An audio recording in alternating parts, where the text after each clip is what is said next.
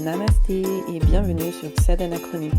Je suis Claire, professeure de yoga intégral et je t'accompagne pour réduire les effets négatifs du stress grâce à tous les outils du yoga. Namasté, bienvenue sur ce nouvel épisode du podcast Sadhana Chronique. Aujourd'hui, je vais vous parler de l'astrologie védique qu'on appelle Jyotish. Alors, j'en ai fait un post sur Instagram très récemment, mais je me suis dit que ce serait bien de faire un épisode de podcast parce que je peux en parler plus profondément, plus longuement, et ça me permet de donner toutes les infos que j'ai envie de donner, ce qui est un petit peu limité sur Instagram. Alors déjà, qu'est-ce que c'est Jyotish et l'astrologie ? Jyotish signifie en sanskrit la lumière de Dieu. Et en fait, on s'aide des astres, des planètes pour comprendre ce qui nous arrive et ce qui peut nous arriver. Alors, pour mieux comprendre Jyotish, et surtout pour y croire, il faut croire en la théorie du karma. En Inde, la théorie du karma, elle dit que quand on fait quelque chose, n'importe quelle action, on plante une graine, et cette graine, elle va éclore dans le futur. Bien sûr, on ne peut pas prédire quand. Ça peut être un karma instantané. Par exemple, si je suis énervée et que je tape du pied contre la porte, je vais avoir très mal. Ça, c'est un karma instantané. Mais il y a des graines de karma qui mettent beaucoup plus de temps à éclore. Par exemple, si je blesse quelqu'un, la théorie du karma, elle dit que à mon tour, je vais être blessée ou quelque chose va m'arriver en conséquence de cet acte dans le futur. Et quand on dit dans le futur, ça peut être dans cette vie actuelle ou dans une vie prochaine. Parce que la théorie du karma, elle est intimement liée à la loi de la réincarnation. Et pour revenir à Jyotish, quand on renaît dans un nouveau corps, on peut voir au moment de la naissance où sont placés les astres dans le ciel. Et en interprétant leur placement, on peut comprendre notre karma et comment il va se dérouler et éclore dans cette vie. Alors, je n'ai aucune connaissance en astrologie occidentale, pour être très honnête avec vous. J'ai directement appris l'astrologie védique, donc peut-être que je vais répéter des choses qui viennent de l'astrologie occidentale, bien que l'astrologie védique a plus de 5000 ans. C'est quelque chose de très vieux, et je ne sais absolument pas d'où vient l'astrologie occidentale. Donc je ne veux pas faire de comparaison, je vais parler uniquement de l'astrologie védique. Il y a certainement des choses qui sont les mêmes, et il y a beaucoup de différences. Et des choses qui sont propres à l'astrologie védique. Donc cette astrologie, elle va nous servir à deux choses. Ça peut être quelque chose de très mondain, c'est-à-dire prédire quand va se passer le mariage, quel va être mon emploi, à quel endroit est-ce que je vais vivre, est-ce que je vais pouvoir voyager, aller à l'étranger, etc. Ou alors il y a une utilité qui est spirituelle. C'est-à-dire qu'on peut voir l'inclinaison spirituelle d'une personne dans sa charte. Et on peut faire le lien avec le yoga, voir où la personne est la plus à l'aise et ce dont elle a besoin. Donc comme c'est une astrologie qui est quand même très ancienne, qui a plus de 5000 ans, on comprend que au début elle a été créée plutôt dans un but spirituel. Et le texte de référence sur l'astrologie védique, c'est Brihad Parashara Hora Shastra. Donc c'est le sage Parashara qui a écrit un texte qui explique le placement des planètes, comment calculer sa charte, comment la créer à partir de calculs mathématiques, et qui explique le lien entre les planètes et leurs effets. Alors pour l'avoir feuilleté pas mal, c'est très très très compliqué, et c'est pas à la portée de tout le monde malheureusement. Alors en ce qui me concerne, j'avais un professeur particulier l'année dernière et je l'ai vu pendant 6 mois. Donc j'ai appris de bonnes bases de l'astrologie védique, mais après 6 mois, j'étais pas capable de suivre le niveau 2. Il y avait déjà quelques calculs mathématiques et j'étais un peu en difficulté, donc je lui ai dit que j'arrêtais. Et cette année, j'ai trouvé une école en ligne, une école indienne qui propose des cours en ligne uniquement, et les cours sont possibles aussi en anglais. Donc habitant en Inde, c'est plus facile pour moi d'avoir des cours à l'heure indienne, et donc je suis toutes les semaines 2 heures de cours pour apprendre beaucoup plus en profondeur l'astrologie védique. Alors je vais rentrer maintenant un petit peu plus dans les détails. Donc pour obtenir notre horoscope, qu'on appelle Kundli en sanskrit, on a besoin de notre heure de naissance, de notre date de naissance et du lieu de naissance. Et ces données doivent être absolument précises, comme elles sont écrites par exemple dans le livret de naissance. Ensuite, on utilise un logiciel en ligne, c'est assez simple, pour obtenir notre Kundli.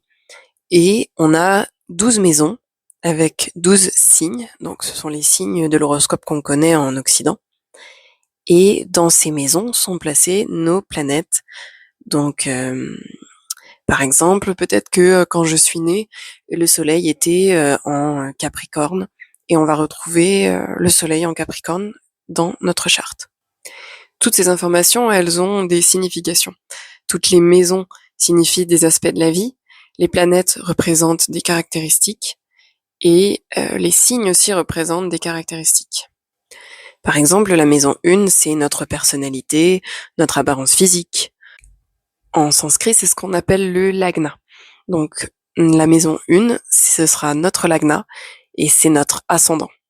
Donc c'est là où l'astrologie védique et occidentale sont un petit peu différentes, parce que en astrologie védique, on utilise l'ascendant, qui est le signe qui était à l'est pendant notre naissance, pour définir notre personnalité.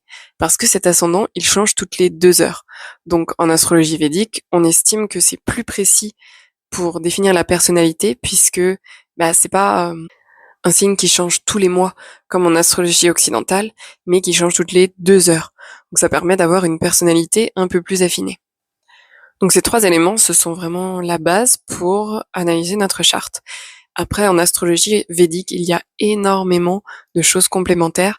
On a par exemple la nakshatra. Une nakshatra, c'est une constellation. Et en astrologie védique, on utilise la nakshatra lunaire. Donc c'est la nakshatra dans laquelle la lune se trouve au moment de notre naissance. Et on l'utilise pour définir encore plus notre personnalité. Et en fait, les nakshatras, c'est quelque chose vraiment lié à la spiritualité hindoue. On retrouve pas ça en Occident. Et on peut corréler chaque nakshatra avec des divinités indiennes. Et c'est vraiment, vraiment passionnant. Puis pour analyser, il y a plein de systèmes. Il y a un système où on ne voit que l'année qui va s'écouler, de notre anniversaire jusqu'à l'anniversaire suivant.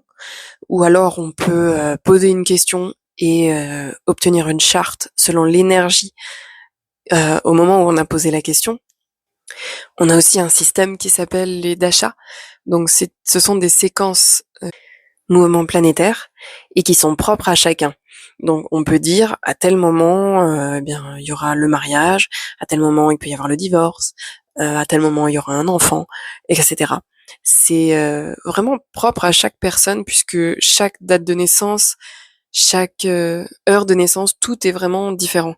Et même entre 2 jumeaux, quelques minutes de différence peuvent changer, pas forcément la charte en elle-même, mais les dashas. Et le fait que les dashas soient différents fait que les événements ne vont pas se produire de la même façon à n'importe quel moment. Aussi, en astrologie védique, les 2 planètes les plus importantes sont la Lune et le Soleil. Alors on considère que la Lune est une planète, même si on sait que c'est un satellite, mais on sait qu'elle est très importante pour les marées, etc. Et donc elle a une influence sur la Terre. Et donc pourquoi pas sur nous. La Lune, elle représente notre mental et nos émotions. Donc c'est vraiment la planète la plus importante. Et ensuite on a le Soleil qui représente notre ego. Donc notre ego, en sanskrit, on l'appelle ahankara. Et on parle d'ego en général, on parle pas du fait d'être égoïste. Et donc l'ego, il est très important pour vivre, puisque c'est lui qui nous donne la volonté de vivre tous les jours. Et on va pouvoir étudier un peu notre ego et comment on se comporte dans cette vie. Ensuite, on a les planètes classiques, Mercure, Vénus, Mars, Jupiter et Saturne. En védique, on n'utilise pas Neptune, Pluto et Uranus, parce que on dit qu'elles sont trop loin et que l'influence elle est minime, ou alors elles sont vraiment utilisées par certains astrologues védiques dans certains cas très précis. Et puis on a 2 planètes qu'on appelle des shadow planètes, des planètes ombres, qui sont Rahu et Ketu. Dans la mythologie indienne, il y avait un démon qui en fait a volé le nectar d'immortalité qui s'appelle Amrit, et il a commencé à le boire devant tous les dieux, Il était déguisé en dieu, mais Vishnu l'a reconnu et il lui a lancé son chakra, donc une roue crantée, qui lui a coupé la tête. Comme le démon avait déjà commencé à boire ce nectar, eh bien, il est resté semi-mortel, c'est-à-dire qu'on a eu Raoult d'un côté qui n'avait que la tête, et de l'autre côté Ketu qui avait un corps sans la tête. Et ces deux planètes, eh bien, elles sont considérées comme des planètes maléfiques, et bien qu'elles puissent avoir des côtés bénéfiques, c'est pas toujours maléfique, mais ça reste un démon à la base. Alors j'adorerais pouvoir vous parler de toutes les histoires mythologiques des planètes, parce qu'il y en a vraiment, vraiment beaucoup. Il y a de l'adultère, il y a beaucoup, beaucoup de choses, mais ce sera peut-être pour un autre épisode. En tout cas, ce que je peux vous dire, c'est que sur ces bases-là, notre Kundli avec les maisons, les signes, les planètes et leurs influences, on peut parler de la personnalité d'une personne, on peut parler de son futur époux, sa future épouse, on peut parler de son inclinaison spirituelle, de son emploi, de beaucoup beaucoup de choses, et on peut prédire aussi des événements. Alors moi, il y a une question que je me suis souvent posée en étudiant Jyotish, c'est la question du libre arbitre. Parce qu'on dit qu'on a notre karma des vies passées, et qu'il va se dérouler dans cette vie par exemple, ou une partie va se dérouler dans cette vie. Mais est-ce que ça veut dire qu'il me reste du libre arbitre? Bah en fait oui. Alors j'ai parlé avec certains astrologues védiques qui m'ont dit qu'il y avait entre 3 et 5%, voire 10% de libre arbitre, et que le reste, il est quasiment défini. C'est pas forcément positif, mais je trouve que ça aide également à avoir beaucoup plus de détachement envers les choses, puisque de toute façon, si notre karma, il doit se dérouler, se produire, ben il va se produire. Donc pourquoi lutter, pourquoi se créer des nœuds au cerveau, etc. Ça, c'est un sujet un peu justement qui crée des nœuds au cerveau, mais qui est aussi passionnant, je trouve. Et du coup, par rapport au libre arbitre, eh ben, quand on voit une charte en astrologie védique, on va dire peut-être que cet événement il va se passer. Après, si une personne ne veut pas que ça se produise, elle peut refuser en fait. Elle a toujours une part de libre arbitre. Ou alors les circonstances dans lesquelles quelque chose va se produire va être différent parce que la personne elle a un libre arbitre et elle va prendre une décision un jour. Même si la prise de décision elle est aussi visible dans une charte. Donc par exemple, on peut voir si quelqu'un prend des décisions avec de l'anxiété ou avec beaucoup de recul ou de manière très très impulsive. Alors ça veut pas dire que ça va toujours être comme ça, mais on peut quand même aller dans ce niveau de détail. Donc mon avis personnel sur le libre arbitre est un peu négatif, je dirais, mais j'ai l'impression en regardant l'astrologie qu'on a très très peu de libre arbitre. Je sais que certains astrologues, enfin, mon astrologue m'avait dit pour quelque chose, attends, prends ton temps, tu verras, ça viendra à toi. Et en fait, j'ai pas pu attendre, quoi. Et je pense qu'elle le savait, mais elle m'a donné un conseil qui était très bien et je l'ai pas du tout écouté, alors que je me suis dit, bah j'y crois, il faut que j'attende, mais bah, j'ai pas pu attendre, voilà.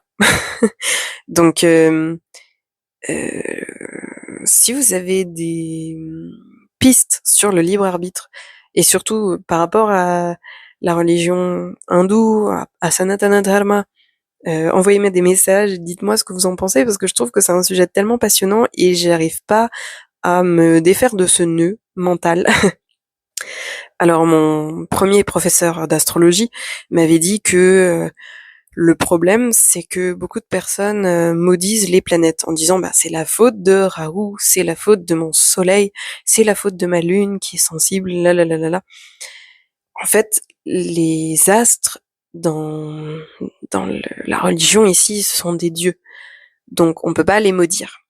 J'entends entièrement et on ne peut pas les maudire, mais il n'empêche, et pour l'avoir vu dans beaucoup beaucoup de chartes, si par exemple la lune elle est très sensible, eh ben ça va se répéter. C'est quelque chose dont il est très difficile de sortir. Et d'ailleurs, Ce que j'ai oublié de mentionner, c'est que grâce à l'astrologie, on peut voir ce qu'on appelle nos vasanas. Ce sont nos tendances. Donc si on est toujours dans une boucle infernale de choses négatives, eh bien on va pouvoir comprendre grâce à l'astrologie qu'est-ce qui bloque, où est-ce que ça bloque et qu'est-ce qu'on peut faire pour améliorer les choses. Et j'en reviens au yoga, on va pouvoir lier les deux. Il y a des remèdes en astrologie védique, donc ça passe souvent par les pierres, donc porter une bague avec telle pierre sur tel doigt de telle main, etc. Je veux pas dire que j'y crois pas, mais c'est pas ce que je préfère et je trouve qu'il faut faire très très attention avec les pierres qu'on achète. Alors déjà, peu importe où on les achète, il y a toujours des fausses pierres, donc faites attention. À moins d'être vraiment vraiment très très très calé, c'est difficile de faire la différence entre une vraie pierre et une fausse pierre aujourd'hui. Et seconde chose, c'est que les pierres, elles ont une énergie. Donc si on choisit mal sa pierre, par exemple, si on a une planète qui est en mauvais état dans notre charte et qu'on se dit bah je vais utiliser la pierre qui est reliée, eh ben ça peut empirer les choses. Donc un petit disclaimer, je sais qu'il y a des personnes qui vont utiliser ChatGPT, etc. pour comprendre leur charte sans passer par un astrologue.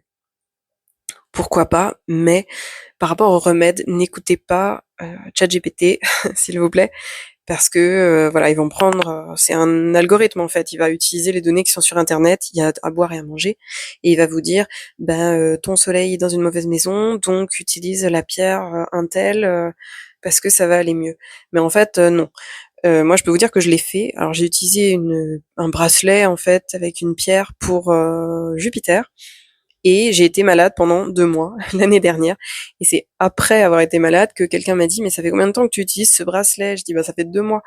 Ah oui, ça fait 2 mois que t'es malade, mais enlève-le. Et d'un coup, ça allait mieux après 2 jours. Et je me suis dit, bon, je crois pas aux pierres tant que ça. Je dois l'admettre.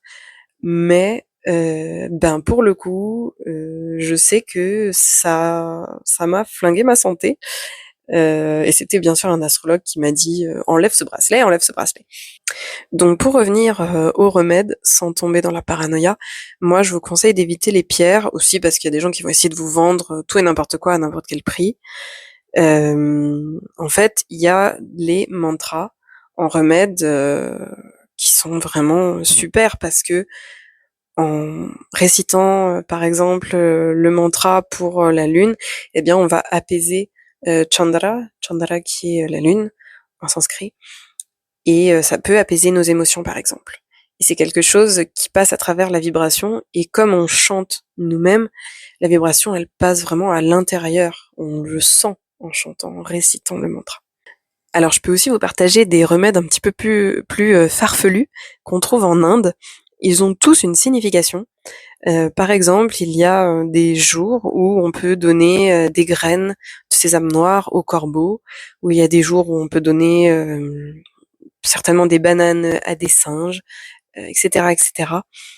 Pour ma part, un astrologue m'avait conseillé, demandé même, de donner tous les dimanches une boule de mélasse, donc c'est une boule de sucre en fait, à un taureau noir.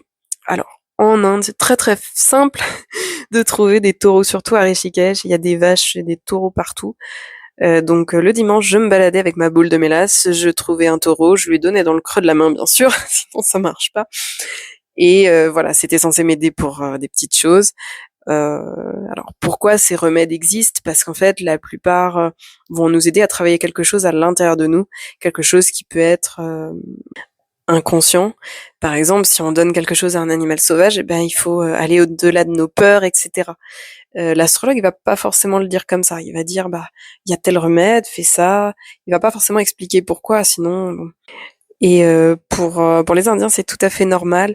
Je vois une dame tous les matins qui donne à manger aux pigeons, qui vient donner des graines. Et en fait, il faut pas marcher sur les graines. Donc il faut la contourner parce que voilà, elle appelle les pigeons pour donner des graines. Ici, c'est tout à fait normal de voir quelque chose comme ça quand on connaît un petit peu, on se dit ah bah tiens, elle veut soigner telle planète ou telle planète. C'est assez cocasse. Donc l'astrologie védique, c'est vraiment quelque chose de très très vaste. Il y a plus de 16 chartes au moins dans l'astrologie védique, une pour chaque grande chose de la vie. Il y en a une pour la vie après le mariage, il y en a pour l'avancement spirituel, pour le travail, sur les accidents et la santé, etc., etc. Il faut quand même faire attention quand on choisit un astrologue parce que voilà, certains bon, en Inde, c'est quelque chose de très populaire. Ce qui est le plus populaire, c'est de faire des concordances de chartes, si je peux appeler comme ça. Donc en fait, les familles prennent la charte du futur époux ou de la future épouse avec la charte de leur enfant et ils voient s'ils sont compatibles. Et souvent, il y a des refus dans les mariages arrangés à cause de la charte, parce que la charte va montrer que la personne elle est un petit peu instable. Et ben, la famille va dire non non non, on veut pas marier notre fille ou notre fils à cette personne parce que ben, elle est un petit peu instable quoi. Bon, c'est vrai que ça aide aussi, ça peut aussi aider à trouver son âme sœur. Mais en tout cas, c'est quelque chose de très très vaste et très très très passionnant. Et, euh, et voilà, je vous disais qu'on peut regarder ce qui s'est passé dans le futur. Si par exemple ça vous intéresse de faire appel à un astrologue védique, ben moi je vous conseille de lui poser quelques questions sur le passé, sans lui donner trop d'infos, et de voir si il trouve des événements qui se sont réellement produits, qu'il va pouvoir trouver dans votre charte ou voilà dans les dachas, ou demandez-lui des infos sur votre famille. Et alors, on n'a pas forcément toutes les réponses. Des fois, il faut plusieurs chartes, puis ça prend du temps quand même. Mais c'est histoire de tester un petit peu et voir si la personne, elle est, elle sait de quoi elle parle, parce que c'est quelque chose de très très très compliqué. Il y a des choses basiques qui sont assez simples, mais après il y a des combinaisons de planètes, de maisons, etc., des combinaisons énergétiques en fait, qu'il faut connaître et qui sont un petit peu plus compliquées. Et pour avoir fait pas mal de consultations, je peux vous dire que chaque astrologue va vous dire quelque chose de nouveau, parce que chacun a sa sensibilité aussi. Il y a des astrologues qui vont beaucoup plus être dans la psychologie. C'était le cas de mon premier professeur d'astrologie. C'est pour ça qu'à un moment ça passait un petit peu moins, parce que il était lui, il ne croyait pas à la théorie du karma, ce qui est un peu ironique pour un Indien. Il m'a dit on peut pas voir les vies passées, on peut pas voir ceci, on peut pas voir cela, alors que, enfin, clairement, c'est un point de vue, je l'entends. Pour avoir étudié ma charte, je comprends mieux mes vasanas, donc pourquoi je fais des choses comme ça, en me disant bah peut-être j'ai mal fait ceci ou fait ceci en trop ou quoi dans les vies passées. Et d'ailleurs, euh, vous avez certainement entendu parler d'histoires d'enfants qui ont dit dans ma vie précédente, j'étais une femme, j'habitais à tel endroit, j'ai eu tant d'enfants, etc. En tout cas, en Inde, il y a beaucoup d'histoires comme ça. Et ce sont des histoires qui ont été vérifiées. Et ben, quand on relit ensuite les kundlis, les chartes, les horoscopes, à ce que dit un enfant, etc., on peut voir en fait que c'est vrai. C'est très très impressionnant, je dirais. Par exemple, si Vénus dans votre charte est un peu mal en point, ben ça peut vouloir dire que on a abusé des plaisirs sexuels ou d'un amoureux dans une vie passée. C'est aussi simple que ça en fait. Euh, Après, on y croit pas, ça c'est vraiment propre à chacun. Mais je trouve qu'il est difficile de croire à l'astrologie védique sans croire à la théorie du karma et à la réincarnation, parce que c'est vraiment lié. Pour revenir au lien avec le yoga, bah, comme on peut voir notre inclination spirituelle, on va pouvoir voir peut-être si on va atteindre moksha, la libération dans cette vie. Alors ça, c'est impossible à prouver, très clairement. Moi, j'ai une astrologue qui m'a dit est-ce que tu sais ce que veut dire tel placement? Non. Elle m'a dit ça veut dire que c'est ta dernière vie. D'accord, merci, au revoir. Est-ce que j'y crois? Je sais pas. il paraît qu'on sait à la fin de notre vie si on va revenir ou non. Donc à voir si je vais revenir ou pas dans 200 ans. En tout cas, on peut lier le yoga à l'astrologie. Donc par exemple, avec plusieurs placements, on peut voir ce qui nous est plus simple d'aborder. Par exemple, pour certaines personnes, ça va être bhakti. Donc on peut dire à certaines personnes, eh bien toi, tu devrais ou tu pourrais chanter, réciter des mantras, te rapprocher du divin sous la forme que tu souhaites pour aller mieux, pour soigner telle planète, pour apaiser telle planète, etc.